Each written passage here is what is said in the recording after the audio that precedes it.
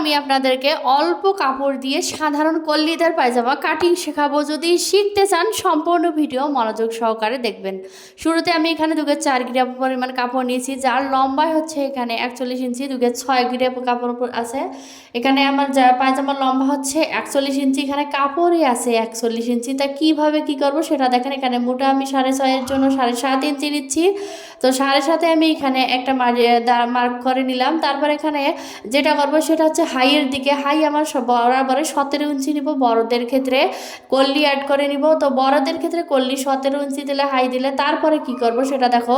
Extra উপরে 2.5 ইঞ্চি কাপড় আমি এখানে জয়েন দিয়ে নেব, অর্থাৎ 2 ইঞ্চি কাপড় জয়েন দিয়ে নেব এবং 2.5 ইঞ্চি কেটে নিব, 1/2 ইঞ্চি সেলাই যাবে। এই 2.5 ইঞ্চি কাপড়ের থেকে আমার 1.5 ইঞ্চি উপরে রাবার ঘরের জন্য যাবে এবং নিচে 1/2 ইঞ্চি যাবে। এভাবে সেলাই দেখেন। আমি একটা কাপড় সাইডের যে কাপড়টা বেশি ছিল সে কাপড়টাকে আমি এভাবে মেপে নিয়ে 2.5 ইঞ্চিতে একটা চিহ্ন দিয়ে কেটে নিচ্ছি। এভাবে করে আপনিও কেটে নিতে পারেন। দেখেন 2.5 ইঞ্চিতে আমি নিয়ে এভাবে কেটে নিচ্ছি।